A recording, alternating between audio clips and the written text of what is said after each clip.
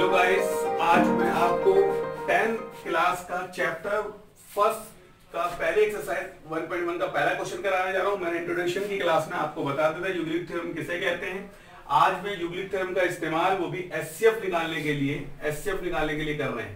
Euclid division lemma यानी theorem का इस्तेमाल एचसीएफ फाइंड आउट करने के लिए कर रहे हैं। मेरे पास यहाँ पे नंबर दिए हुए आपको, इंटीजर्स दिए हुए 135 दिया हुआ है, 225, इन दोनों के बीच का एचसीएफ निकालना है। एचसीएफ का मतलब हम जानते हैं हाईएस्ट कॉमन फैक्टर निकालना है, महत्तम समापवर्तक निकालना है। हिंदी में महत्तम समापवर्तक कहते हैं, इंग्लिश में एचसीएफ कहते हैं, यानी हाईएस्ट कॉमन फैक्टर कहते हैं। हाईएस्ट कॉमन फैक्टर निकालना 5th क्लास के अंदर आपने सीखा है डिवीजन मेथड से, वो भी मैं आपको यहाँ कराऊंगा और उसकी मदद से यहाँ भी निकालना सिखाऊंगा। चलिए शुरू करते हैं। यूक्लिड डिवीजन लेम्मा करने से पहले मैं आपको 5th क्लास का थोड़ा रिमाइंड कर देता हूँ, तो क्या आपको आसानी होगी। उसी का बेस है कैसे करना है, आपको क्या करना है। सबसे पहले मान लिया आपने 135 और 225 उठा लिया। अब आपको इसको इसे एचसीएफ निकालना है, तो आप क्या करते हैं, आप सबसे पहले जो बड़ा नंबर होता है उसे अंदर लिख लेते हैं और जो छोटा नंबर होता है उसको बाहर लिख लेते हैं। फिर आप टेबल पढ़ते हैं, इतनी ज्यादा टेबल पढ़ते हैं कि आपका ये आ जाए, इससे छोटा आ जाए। तो आपको पता है 135 का टेबल बढ़ेंगे तो 225 तो नहीं आएगा, या तो एक जा पे आएगा 135 या 2 जा पर आएगा कितना 270। 270 इससे बड़ा होता है, इसलिए एक दफा पे लेंगे।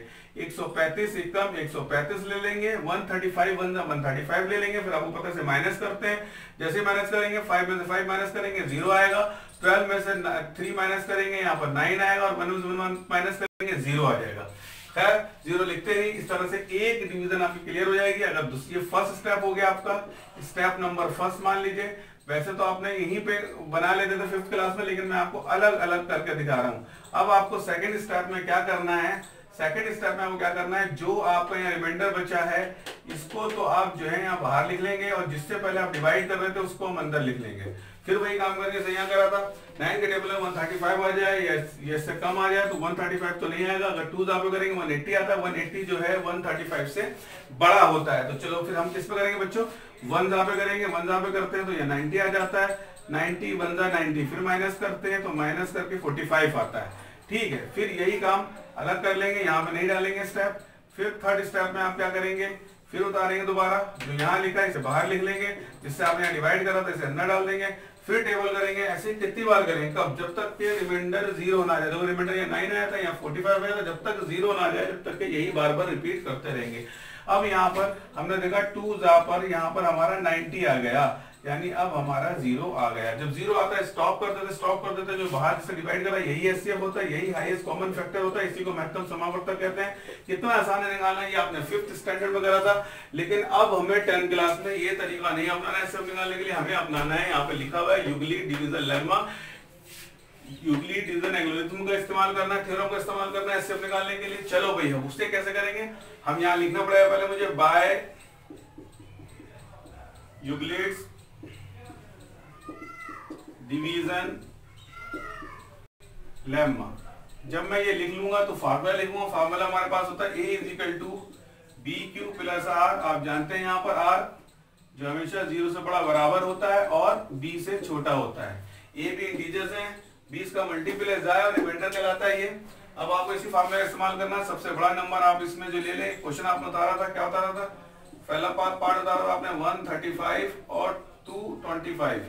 तो आपने देखा इसमें बड़े वाले नंबर को A मान लेते हैं और छोटे वाले नंबर को हमेशा B मान लेते हैं। और चलो सॉल्व करते हैं।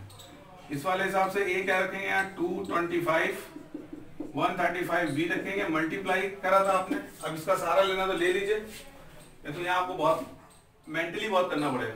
ये इसलिए रफ में करा है, इसे रफ मान लेते हैं, यहाँ करने से आपको फायदा हो जाएगा। आपने देखा जब आपने इससे डिवाइड करा था कितने जापे गया था, 1 जापे गया था और साथ में रिमाइंडर क्या बचा था 90। चूंकि रिमाइंडर 90 नहीं बचा इसलिए आपको यहाँ साइड में लिखना पड़ेगा थोड़ा गैप करके, R ≠ = 0, रिमाइंडर 0 नहीं आया।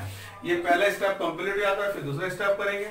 दूसरे स्टेप में क्या करना पड़ता है, एक चेंज हो जाएगा। A की वैल्यू अब 225 ना होकर A की वैल्यू जो हो जाएगी 135 हो जाएगी। जो यहाँ पे लिखी थी B की वैल्यू A की वैल्यू बन जाती है और रिमाइंडर B बन जाता है। रिमाइंडर क्या बन जाता है, B बन जाता है। जैसे कि यहाँ दिया हुआ, ये हमेशा बाहर यहाँ रखते हैं इधर और ये यहाँ रखते हैं और जितने जा पे जाता है उससे यहाँ मल्टीप्लाई कर देते हैं और रिमाइंडर में यहाँ क्या बच रहा है 45 बच रहा है। अभी भी 0 नहीं बच रहा है तो अभी यहाँ लिख देते हैं R ≠ = 0। ये जब तक करते रहते हैं तब तक रिमाइंडर 0 ना आ जाए, 90 आए, 45 आए, ऐसा करते चलाएंगे तो 0 ना आ जाए, तभी पता चलेगा पूरा डिविजिबल है, हाईएस्ट नंबर का डिविजिबल है, पता चल जाएगा। अब फिर वही काम करेंगे, इसको उठा के इधर ले जाएंगे, ये A का प्लेस ले लेगा, ये B का प्लेस ले लेगा, जा कितनी पर है 2 जा पर आ गया, 90 आ गया, अब रिमाइंडर क्या बचा 0, लो मुबारक को 0 आ गया, R बराबर 0 आ गया बच्चों। उम्मीद करता हूं आपको समझ में भी आ गया होगा कैसे करना है क्वेश्चन। अब जो यहाँ पर फर्स्ट स्टेप छोड़कर जो यहाँ पे लिखा होता है ये SCF होता है, यहाँ SCF आपका क्या आ गया 45 हो, ये नहीं होता SCF, ये नहीं होता, ये नहीं होता, क्या होता है ये SCF होता है जो यहाँ लिखा होता है सेकंड नंबर। SCF आपको 45 हो आ गया। उम्मीद करता हूँ आपको समझ में आ गया होगा। अगर नहीं समझ में आ रहा है तो एक क्वेश्चन और मैं करवा के दिखा रहा हूँ, शायद आपको समझ में आ जाए। चलिए सेकंड क्वेश्चन लेता हूं मैं, एक क्वेश्चन और ले लेता हूं मैं ताकि आपको समझ में आ जाए। रफ में बिठा देता हूं क्योंकि इसकी जरूरत पड़ेगी आपको शुरू में, जब तक आपको प्रैक्टिस नहीं होती आपको यहाँ पे इसकी जरूरत पड़ेगी। जी मेरे पास नेक्स्ट क्वेश्चन है, इससे हम बाद में लेंगे, ये ले लेते हैं। मेरे पास दिया हुआ है 867 और यहाँ पे दिया 255। रफ में उतारते हैं, रफ में मेरे पास क्या दिया है यहाँ पर 865, 867, 255। अब देखिए वही काम करना है आपको। पहले स्टेप में जो छोटा है उसे बाहर लिख लेना है, जो बड़ा है उसे अंदर लिख लेना है। अब इसका टेबल पढ़ ले, इतनी जापे टेबल पढ़ेंगे 867 आ जाए उससे कम आ जाए। आप अच्छी तरह से जानते हैं 4 जापे तो बड़ा हो जाएगा ये, आप 3 जापे करके देखिए, 3 5 15 कैरी लेके 15 1 और 16 कैरी लेके 3 7, ऐसे छोटा आ गया 3 जापे आ गया 3 जापे। तो आपने यहाँ पे 3 जापे टेबल पढ़ यहाँ लिख लीजिए। और अगर 4 जापे पढ़ेंगे तो इससे ज्यादा आ जाएगा, इसलिए 4 जापे टेबल नहीं पढ़ते हैं, 3 जापे ही टेबल पढ़ते हैं इसका। देख लिए दोबारा करें, 3 5 15 कैरी लेके 1, 3 5 15 1 16 कैरी लेके 1, 3 2 6 और 1 7। अब 7 में से 5 जाएगा 2 बचेगा, 6 में 6 जाएगा 0 बचेगा और ये 1 बचेगा। ठीक है, ये स्टेप हमारा पूरा हो गया। अब सेकंड स्टेप में आपको मैं बता रहा क्या करना है। जो रिमाइंडर है उसे तो यहाँ लिख लेते हैं बाहर, और जिससे डिवाइड किया था उसे अंदर डाल देते हैं। फिर टेबल पढ़ते हैं, ये आ जाएगा, इससे कम आ जाए। अगर हम 3 जापे करेंगे 306 आ जाएगा, जो इससे ज्यादा होगा तो 2 जापे आराम से चला जाएगा। 2 2 4 ना जाएंगे तो 2 1 2 आ जाएगा। 5 में से 4 घटाएंगे 1 बचेगा, 5 में से 0 जाएगा 0 बचेगा। ठीक है, इस तरह से हमारा स्टेप भी पूरा हो गया। अब थर्ड स्टेप पे आते हैं। थर्ड स्टेप पे तुम्हें क्या करना है, जो यहाँ अंदर लिखा है उसे यहाँ लिख देंगे, जो बाहर लिखा है इसे यहाँ लिख देंगे। फिर टेबल पढ़ेंगे। 51 के टेबल में क्या 102 आता है, कितने जापे आता है 2 जापे आता है, और अब आ गया 0। ये स्टेप पूरा हो गया। उम्मीद करता हूँ उस क्वेश्चन में समझ में नहीं आया होगा, यहाँ पे समझ में आ गया होगा। अब यही स्टेप बारी बारी आपको 3 लाइनों में यहाँ लिख देने। करना क्या है, यहाँ आपको लिखा है by the Euclid lemma a equal to b q बराबर r। आपको पता है यहाँ पे बड़े वाले नंबर को a मानते हैं, बड़ा नंबर इसमें क्या दिया हुआ है 867, और छोटा नंबर b मानते हैं 255। करना क्या आपको, ये बड़ा वाला नंबर यहाँ बाहर लिख लेते हैं, छोटा वाला नंबर यहाँ उतार लेते हैं। ये मल्टीप्लाई फर्स्ट स्टेप में 3 जापे किया, 3 जापे लिख देते हैं। रिमाइंडर हमारा यहाँ पे 102 आया, 102 लिख देता हूँ, ब्रैकेट में लेते हैं भाई अब r अभी 0 नहीं आया। फिर दोबारा आपको क्या करना होता है इसमें, वही अंदर जो लिखा है वो यहाँ लिख लेते हैं, जो बाहर लिखा है उसे यहाँ लिख लेते हैं, जितनी जापे उसे यहाँ लिख लेते हैं, जो रिमाइंडर आता है उसे यहाँ लिख लेते हैं। अभी भी रिमाइंडर 0 नहीं आया, इसका मतलब है थर्ड स्टेप पे भी हमें नीचे जाना है। वही काम, जो अंदर लिखा है उसे यहाँ लिख लेते हैं, जो बाहर लिखा है उसे यहाँ लिख लेते हैं, जिससे डिवाइड मल्टीपल जितनी जापे गया उसे यहाँ लिख लेते हैं, सॉरी जितनी जापे गया उसे यहाँ लिख लेते हैं। फिर उसके बाद रिमाइंडर हमारा 0। अब हमारा रिमाइंडर 0 आ गया, इसके मतलब ये सॉल्व हो गया, और जो यहाँ लिखा है यही आंसर है। HCF हमारा 51 आ गया। It's your answer. जैसे कि यहाँ पर सबसे लास्ट में जब डिवाइड करते हैं जिस 0 आता है इस पे वही SCF होता है, ऐसे ही आगे। उम्मीद करते हैं 2 क्वेश्चनों से आप डिवीजन कर लेंगे। ये वाले क्वेश्चन में 1 जापे ही जाएगा, इसे अपना ट्राई करना नहीं होता, नेक्स्ट क्लास में अंदर बताऊंगा मैं।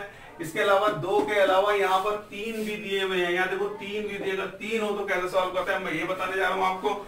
ये क्वेश्चन खुद सॉल्व करना है, एक दफा में चलाया 195 पे चला जाना है आराम से। इसका SCF 196 ही आएगा, देख लेना आप। ठीक है, नहीं होगा तो नेक्स्ट वीडियो मुझे बताना, मैं करवाऊंगा।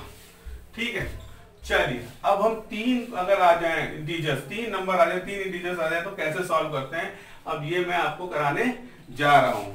तो जब भी 3 नंबर आ जाते हैं परेशान होने की जरूरत नहीं। अगर मान लो इनमें से मैं ये वाला क्वेश्चन उठा लेता हूं, कौन सा उठाऊं, ये वाला उठा लेता हूं, लास्ट वाला 12 15 21। इसमें पहले मैं चेक करता हूं कौन से बड़े 2 कौन से, इनमें से जो बड़े दो होते हैं उन दोनों को ले लेता हूँ। बड़े दो कौन से इसमें 15 और 21, इन दोनों को ले लेता हूँ और इसको अभी छोड़ देता हूँ, इसको नहीं लेता। फिर वही काम करता हूँ पहले स्टेप में, छोटा बाहर बड़ा अंदर, डिवाइड करेंगे 2 पे 30 आ जाएगा, 1 पे जाएगा, ये क्या बचेगा हमारा 6 बचेगा। फिर वही करेंगे अगले स्टेप में, ये बाहर ये अंदर, 2 पे 12 आ जाएगा, 3 रिमाइंडर बचेगा। फिर क्या करेंगे 3 बाहर 6 अंदर, इसमें 2 पे 6 आ जाएगा, 0 हो जाएगा। जब ये 0 हो जाएगा तो अभी एक नंबर बचा है, जिस लास्ट टाइम पे जो एचसीएफ निकला है उससे जो है हम इसको भी डिवाइड कर लेते हैं 12 को भी। क्या लास्ट टाइम पे बचा एचसीएफ, इस पे 0 आ गया, 3 से डिवाइड करेंगे 12 को, तो कितनी पे चलेगा 4 पे चला जाएगा। इस तरह से ये एचसीएफ हो जाएगा। क्या हो जाएगा, ये एचसीएफ हमारा 3 आ जाएगा।